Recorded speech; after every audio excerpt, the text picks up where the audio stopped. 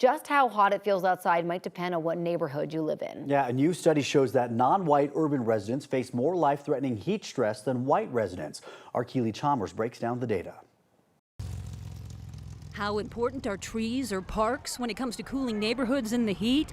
It's a question researchers have been digging into for years. We're really looking at heat exposure and health outcomes. Andrew Newman is a project scientist at the National Center for Atmospheric Research and co-author of a new study on urban heat stress, a study that found some glaring racial disparities. Poorer neighborhoods and minority populations experience higher heat indices. Using NCAR's advanced computer modeling, the team estimated the temperature and humidity of the air in the urban environment. That's the temperature that people actually feel.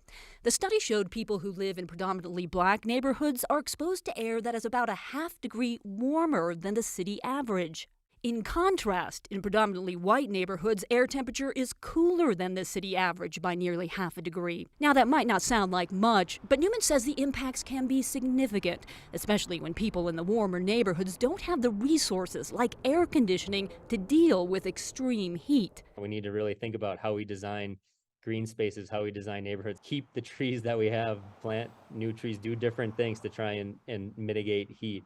The reasons for these disparities go back to the 1930s, when government policies tended to cluster minority populations in dense neighborhoods with few trees and parks.